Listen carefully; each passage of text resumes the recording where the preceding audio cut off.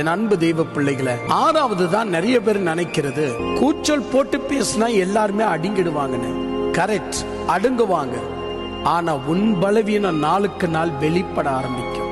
நீ சரியில்லை, நீ குடும்பஸ்தன் இல்ல, உன் கூட நிம்மதியை பார்க்க முடியாது, சந்தோஷமா உன் கூட இருக்க முடியாது, சோஷலா உன் மேல கை போட கூட முடியாது என்பது போக போக உன் மனைவி அப்படியே அடங்கிடுவான். இல்ல உன் கணவன் போக போக அப்படியே அடங்கிடுவார். ஏன்னா நீ ரொம்ப கூச்சல் போட்டு பேசுற. பின்பு பாருங்க எப்படி இருக்கும் அப்படின்னா, ஒரு குழந்தைக்கு நாம் முத்தமிடுற மாதிரி இருக்கும். நாம் தான் விரும்பி முத்தமிடணும், அந்த குழந்தை நம்மளுக்கு முத்தமிடாது, அடங்கிட்டாங்க. அந்த குழந்தை எந்திரிச்சு நம்மளுக்கு முத்தமிடாது. ஏன்னு சொன்னா ரொம்ப கூச்சல் போடுற, ரொம்ப பெரிய மனுஷனை போல நடக்கிற. அதனாலதான் தாம்பத்திய ஜீவியம் ரொம்ப சீக்கிரத்துல நிறைய பேருக்கு அடங்கி போக காரணமே கூச்சல் போட்டு பேசுறது அதிகம்.